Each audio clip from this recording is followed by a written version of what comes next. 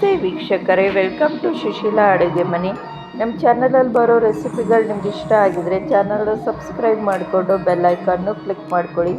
ಇವತ್ತಿನ ರೆಸಿಪಿ ಬಂದು chicken gravy. First stove on ಮಾಡಿ ಕುಕ್ಕರ್ ಇಟ್ಟಿದ್ದೀನಿ. ಕುಕ್ಕರು ಕಾಯ್ದಾದ್ಮೇಲೆ ಅದಕ್ಕೆ 2-3 ಟೇಬಲ್ ಸ್ಪೂನ್ ಎಣ್ಣೆ ಬಿಸಿ ಆದಮೇಲೆ ಇಲ್ಲಿ ದಪ್ಪ ಸೈಜ್ ಈರುಳ್ಳಿ 2 ತಗೊಂಡು ಸಣ್ಣದಾಗಿ ಕಟ್ ಮಾಡಿ ಇದಕ್ಕೆ ಹಾಕ್ಕೊಂಡಿದ್ದೀನಿ. ರುಬ್ಬೋದಕ್ಕೆ 6 ಹಸಿಮೆಣಸಿನ್ಕಾಯಿ, 1 ಫುಲ್ಲು ಬೆಳ್ಳುಳ್ಳಿ ಮತ್ತು 2 ಇಂಚು ಶುಂಠಿ ಇದನ್ನು ಹಾಕ್ಕೊಂಡು ರುಬ್ಕೋಬೇಕು. ನೆಕ್ಸ್ಟ್ ಇಲ್ಲಿ ಚಿಕನ್ನ ತೊಳೆದು ಅದನ್ನು ಹಾಕ್ಕೊಂಡಿದ್ದೀನಿ. ಸ್ವಲ್ಪ ಅರಿಶಿನ ಹಾಕ್ಕೊಂಡು ಚೆನ್ನಾಗಿ ಮಿಕ್ಸ್ ಮಾಡಿ ಚಿಕನ್ಗೆ ಉಪ್ಪು ಹಿಡಿಬೇಕು ಅಂತ ಈಗ ಸ್ವಲ್ಪ ಉಪ್ಪನ್ನು ಹಾಕ್ಕೋತಾ ಇದ್ದೀನಿ.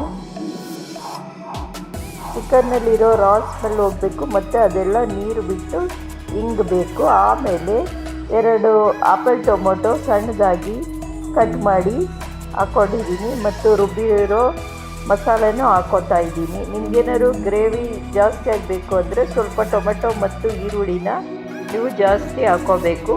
ಜೊತೆಗೆ ಚಿಕನ್ ಮಸಾಲ ಯಾವುದೇ ಬ್ರ್ಯಾಂಡ್ದಾದರೂ ಪರವಾಗಿಲ್ಲ, ನಾನು ತೇಜುದು ಹಾಕ್ಕೊಂಡು 3 ಟೇಬಲ್ ಸ್ಪೂನು ಈಗ ಮಿಕ್ಸ್ ಮಾಡ್ಕೋತಾ ಇದ್ದೀನಿ. ರುಚಿಗೆ ತಕ್ಕಷ್ಟು ಉಪ್ಪು. ನಿಮ್ಗೇನಾದ್ರು ಖಾರ ಕಡಿಮೆ ಅಂತಂದರೆ ಸ್ವಲ್ಪ ಚಿಲ್ಲಿ ಪೌಡರ್ ಹಾಕೋಬೋದು. ನಾನು 1/2 ಟೀ ಸ್ಪೂನ್ ಚಿಲ್ಲಿ ಪೌಡರ್ ಹಾಕ್ಕೊಂಡು ಕುಕ್ಕರ್ನ ಮುಚ್ಚಿ 1 ವಿಷಲ್ ಕೂಗಿಸ್ಕೊತೀನಿ. ನೆಕ್ಸ್ಟು ಈಗ ಓಪನ್ ಮಾಡಿ ನೋಡೋಣ. ಈಗ ಚಿಕನ್ ಗ್ರೇವಿ ರೆಡಿಯಾಗಿದೆ. ಅದಕ್ಕೆ ಕಟ್ ಮಾಡಿರೋ ಕೊತ್ತಂಬರಿ ಸೊಪ್ಪನ್ನ ಹಾಕ್ಕೊಂಡು ಸರ್ವಿಂಗ್ ಬೌಲ್ಗೆ ಸರ್ವ್ ಮಾಡ್ಕೋತಾ ಇದ್ದೀನಿ.